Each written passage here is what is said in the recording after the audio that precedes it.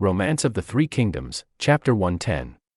Okay, let's set the scene then. Zhengyuan, second year, that's 255 AD. The source makes the political reason pretty clear. Wu Qijing, the governor of Yangzhou, he was furious. Yeah, absolutely livid. He saw Xingxi basically acting like a usurper, right? The text mentions his usurping power and deposing the ruler. That was the line crossed. A direct challenge to the Kaowei emperor's authority. Big stuff. Definitely. So Wu Qijing quickly links up with Wen Qin. Now, Wen Qin, he was already associating with that anti-Sing group around Kaohsiung. So for them, this was about the soul of the Wei state, its legitimacy. But the guy who brought the, let's say, star power, the real sort of battlefield dynamo for the rebels, even though they eventually lost, that was Wen Qin's son, Wen Yang. Ah, yes, Wen Yang. Originally Wen Shu, but known as Aiyang. Yeah. And the descriptions are just, well, incredible. They say he had courage that 10,000 men cannot stand against. Right. Think about that phrase. You don't just throw that around lightly, especially not for an 18-year-old kid. 18. Yeah. And he wasn't subtle about his goals either. He came into this with one very specific, very bold ambition.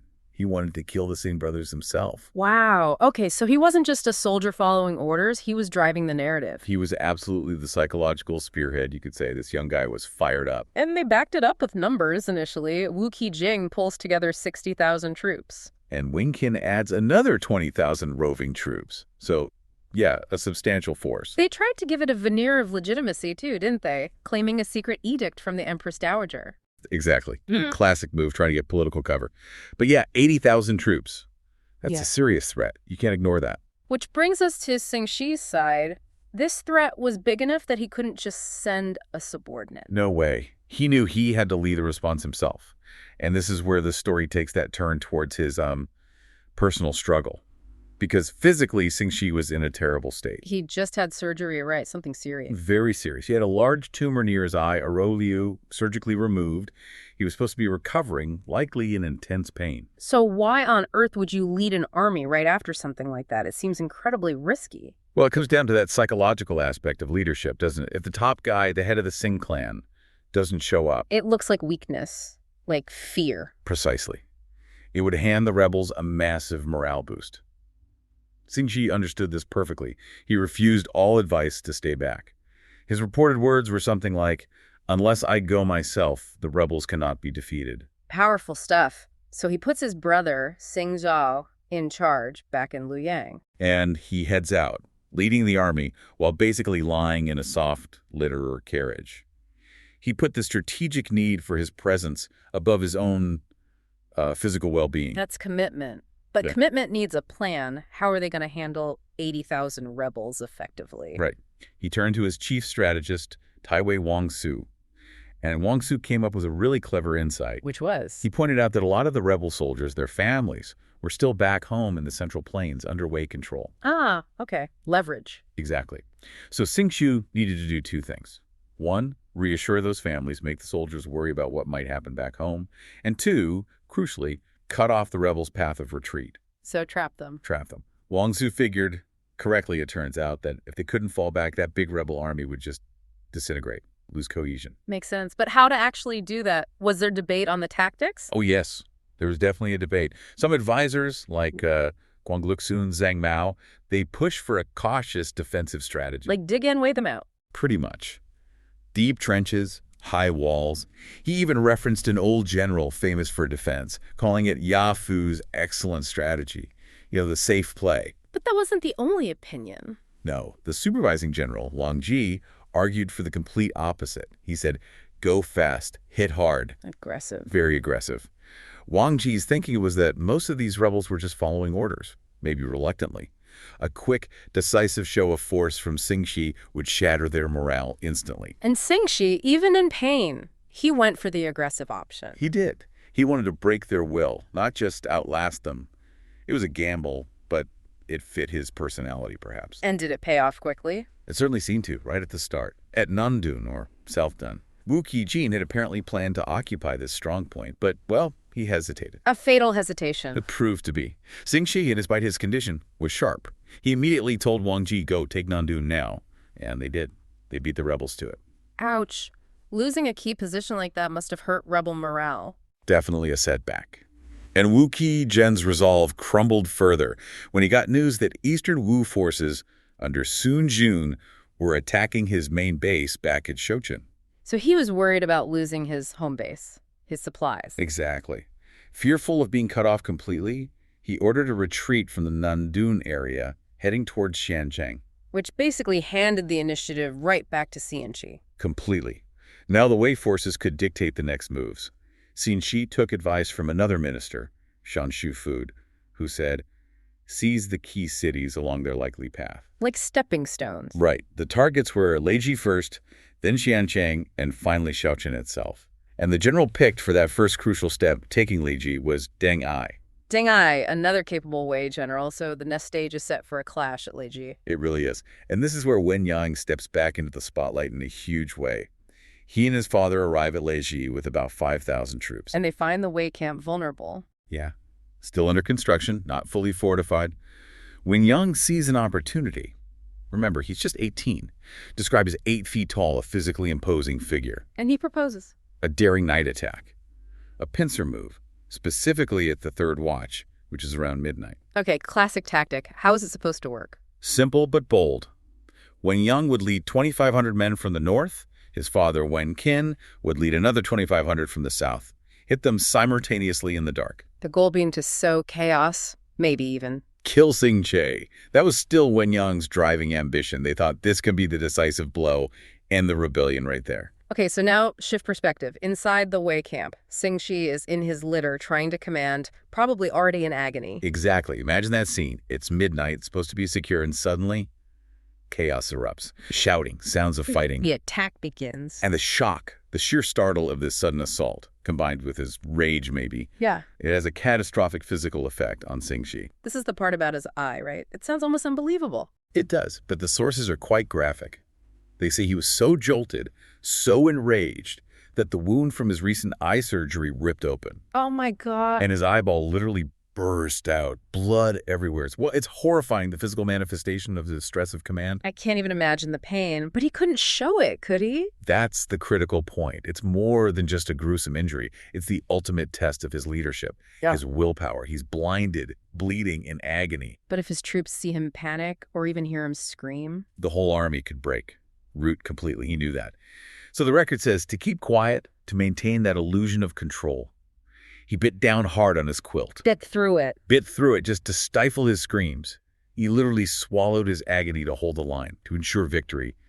That's leadership under duress. Unbelievable. While Xingqi is fighting this silent internal battle, Wen Yang is out there fighting a very loud external one. Absolutely. He leads the northern charge, bursts into the camp. He's described as unstoppable, just this force of nature. But his whole plan depended on that southern pincer. Which his father was leading. Yes, but Wen Kun. He failed. He apparently got lost in the dark in a valley somewhere. He never made it to the rendezvous. So Wen Yang is completely alone, his flank exposed. Totally isolated. But get this, despite realizing his father isn't coming, this 18-year-old just keeps going. He charges repeatedly towards the Wei Central Command tent. Trying to reach Sichinje. Exactly. He gets met with walls of arrows, crossbow bolts. They manage to repel his direct assaults on the command center, but he doesn't break. He fights on, relentlessly, all the way until dawn. Just incredible stamina and courage. What happens when the sun comes up? Well, reality starts to set in. His northern troops, realizing they're alone and dawn is breaking, start to scatter. Wen Yang tries to pull back, regroup, And runs into trouble. runs right into Deng Ai, the very general Xingqi had sent to take Leiji in the first place. Ah, the commander he probably should have faced earlier. Right. And we get this description of a duel. Wen Yang and Deng Ai, they fight for 50 rounds, 50 bouts. Oh, who wins? It's a stalemate, apparently. Neither can overcome the other. But while they're locked in combat, the main Wei forces are maneuvering, starting to flank Wen Yang's position. So his time is up. He has to get out. His troops are gone. He's about to be surrounded. He has no choice but to flee south. And you'd assume the Wei officers would be right on his tail. Oh, hundreds of them. Cavalry officers, everyone wanting the glory, probably the reward too, for capturing or killing this young rebel phenomenon. This is where the legend really gets cemented, isn't it? The retreat. This is the part that people remembered for centuries. Yeah. It's one of the most stunning displays of individual martial skill in the records.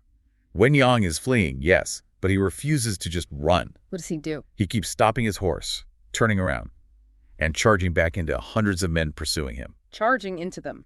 Alone. Alone. With his steel whip, apparently. He'd charge back into the front ranks, kill several officers, throw the whole pursuing group into confusion and disarray. And then continue his retreat. And then turn and ride off again. They'd regroup, start chasing again, and he'd do it again. How many times? The source says 4 or 5 times. Think about the psychological impact of that. This one guy repeatedly turning and attacking a force hundreds strong and winning each brief, violent encounter. It must have terrified them. Completely. The narrative says the fear he instilled was so great that the entire group of pursuing Wei officers just gave up. They stopped the chase. They decided it wasn't worth it. He literally broke their will to pursue him, single-handedly. Exactly. It's no wonder that there's a poem in the source comparing him to Zhao Zhao Yun, from his famous solo charge at Changban. It's that level of legendary feat. An incredible tactical display, but strategically. Strategically, it achieved little for the rebellion itself. While Wen Yang was putting on this incredible show, the battle was already lost. His father, Wen Qin, finally found his way out of the valley. Only to find the battle over. Pretty much. He finds the Wei army victorious, his son nowhere in sight. The rebellion around Lejia had collapsed. Both father and son eventually regrouped and fled towards Shakuan. Their big gamble had failed. When Xin and Wuqijian are defeated, what happens right then? Well, first, there's this fascinating little story, a misconnection, really, involving a Wei officer named Yin Damu. Yin Damu. Okay, I remember him. He was connected to Cao Shuang, the one Sima executed, right? So he secretly despised Sima. Vaguely. And he sees Wen Xin, one of the rebel leaders, kind of isolated after a battle. Damu tries to give him a secret warning. This is where he rides out, takes off his helmet, points with his whip. What was the message again? He tells Wen Xin to endure for a few days. Just hang on. And why was that so critical? What did he mean? Damu knew Sima Shi was incredibly sick, like possibly dying right then. The rebellion was only failing because Sima Shi, despite being ill, was pushing the campaign so hard. So the signal was, wait it out, Sima Shi dies, the whole game changes. Exactly. But Wen Xin just saw some enemy officer acting weird. He thought it was a trick, cursed him out, even threatened to shoot him. He totally missed it. Completely. Yin Damu just wept and rode back. And Wen Xin, he decides his only option is to flee south, to Sun Jun over in eastern Wu. That missed signal basically sealed his fate. And it cemented Sima Shi's victory even as he was fading. What about the other leader, Wuqijian? His end was pretty grim too, wasn't it? Oh, yeah. He lost Shouchunzugi, Dan took it back, and then Deng Ai and the others routed his forces. He ends up fleeing with just like 10 guys. So desperate. Where does he go? He tries to find refuge in Shen County. The magistrate there, Song Bai, seems welcoming at first. Lays out a feast. It was a trap. Textbook betrayal. Song Bai waits till Wuqijian is completely drunk, then bam! Kills him. Sends his head straight to the Wei Army command. A clear message. The rebellion is over. Huainan is pacified. Absolutely. Total pacification. But the effort, the stress of it all, it finishes Sima Shi. Yeah, the sources say he was already in agony. His eye condition was terrible, right? Constant pain. And then there's the psychological stuff. Seeing ghosts every night, Li Feng, Zhang Ji, Xiahou Xuan, all the guys he'd had executed. Wow. So not just physical illness, but like serious mental distress from the burden of power. You have to imagine the ruthlessness it took to get there. It clearly took its toll. Which brings us to the crucial moment. The power transfer. He knows he's dying. He calls for his brother Sima Zhao. Yes. And this is where he lays down the Sima family doctrine, basically. What was the core advice he gave Zhao? It's pretty chilling. He says, look, I want to step down, but I can't. You have to take over from me. But listen, never, ever trust anyone else with the real power. Don't delegate the important stuff, or you'll bring disaster down on our whole family. Keep it all in the family. Absolute control. No matter what. That's the message. And right after saying this... he dies. Yeah. February, Zhenghuan, year 2, the source says he lets out this great cry. His bad eye literally bursts, and he's gone. Jeez. Okay, so Sima Shi is dead. Sima Zhao gets the seal, the warning. What's his immediate move? Does he hesitate? No time to hesitate. He immediately takes his brother's titles, General-in-Chief, Superintendent of the Secretariat. He grabs all the reins of power. But there's friction, right? The Emperor Cao Mao tries to stop him. Exactly. Cao Mao is probably terrified of Zhao consolidating too much power. So he sends an official order. Sima Zhao, you need to stay put in Zhuchang. Guard the southern border against Wu. Keep him away from the capital. A sense of loyalty, basically. Oh. And Zhao. He completely ignores it. His advisors tell him, no way, your brother just died. The capital Luoyang is the center of everything. You need to be there now to keep things stable. So he just marches back to Luoyang. Yeah. Against direct imperial orders. He does. He publicly frames it as needing to secure the state because of his brother's death, but everyone knows what it means. He's overruling the emperor. That's a huge gamble, right? At his potentially weakest moment. It was, but it worked. By going straight back to Luoyang and taking charge, he cemented Sima control, showed everyone who is really boss. Okay, so while all this high-stakes political maneuvering is happening in Wei, word gets out. Oh yeah, spies are everywhere. News of Sima Shi's death and the fact that Sima Zhao is busy trying to nail down his power in Luoyang reaches Shu Han. And this is the moment Jiang Wei has been waiting for. Absolutely. He sees this as the perfect storm. Yeah. Sima Zhao is new. He's stuck in the capital dealing with politics. He can't possibly manage a major military response out west. Wei's leadership is, well, distracted at best. Paralyzed, maybe. And for Jiang Wei, this isn't just tactics, is it? It's personal. It's about Zhu Jingling. Deeply personal. He feels this intense pressure to succeed, where the great Chancellor Zhu Jiliang hadn't quite managed in his northern expeditions. 6 attempts Liang made. Jiang Wei sees this as the chance. He says he wants to exhaust his loyalty to the state, basically go all in, die trying if necessary. That's some serious conviction, but not everyone in Shu agrees. Not at all. This is where we see that classic tension within Shu's leadership. General Zheng Yi speaks up, and he's got major reservations. Zheng Yi, he was always the more cautious voice, wasn't he? What's his argument here? Why should we care about his objection? Because it's the voice of stark reality. Zheng Yi basically says, look, folks, Shu is small, our land is limited, our people are tired, our resources are meager, we can't afford these grand adventures. To play defense. Exactly. His advice is, hold the passes, defend the borders, conserve resources. Don't gamble everything on this one potentially fleeting moment of weakness.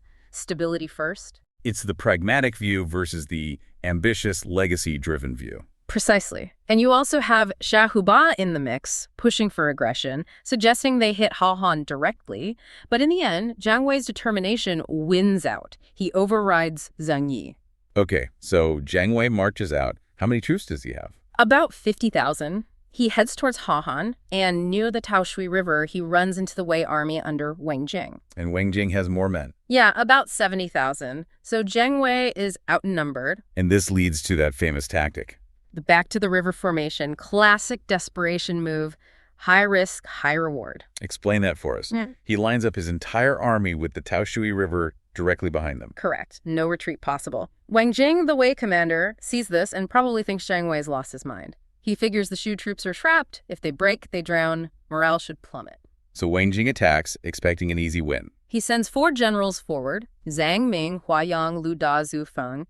Jiang Wei engages them briefly, then deliberately feigns a retreat, pulling his whole army back, right to the water's edge. Setting the stage. Perfectly. When his soldiers are literally looking at the river behind them, knowing there's nowhere to run, Jiang Wei gives the command. He shouts, "The situation is desperate. Work hard." Fight or die. Pure survival instinct kicks in.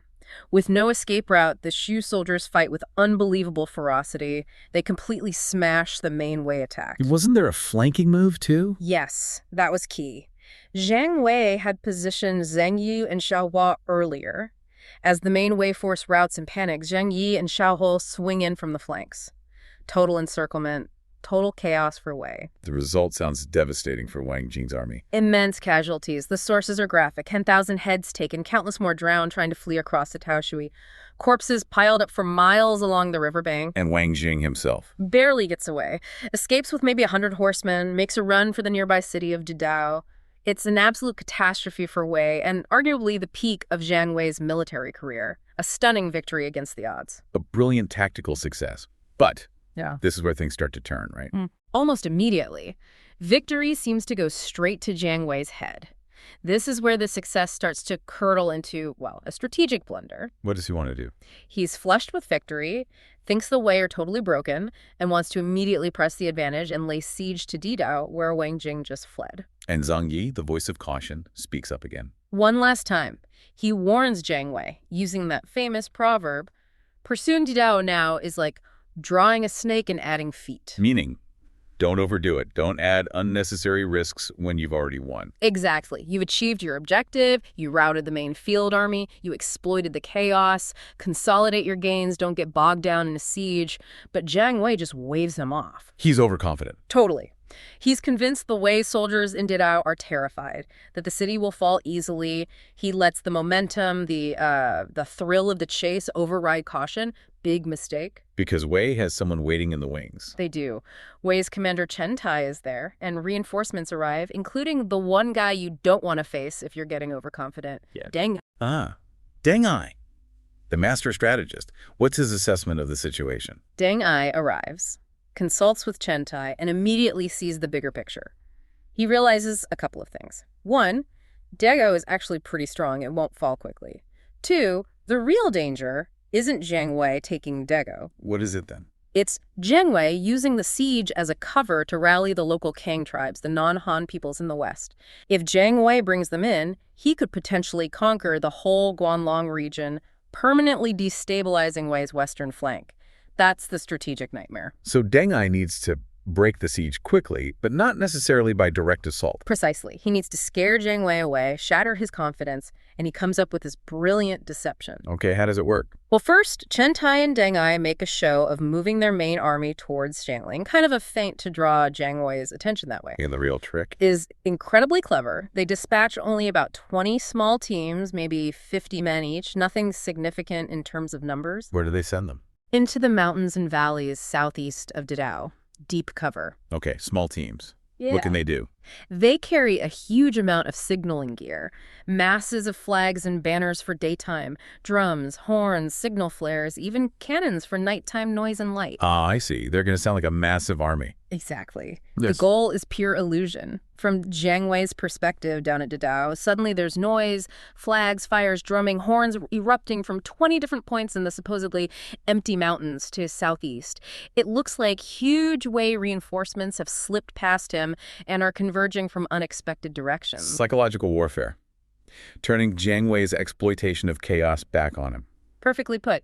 Jiang Wei is focused on Didao. He gets reports Chen Tai and Deng Ai are advancing from Xiangling, and suddenly there's this overwhelming cacophony from the southeast. He thinks he's surrounded.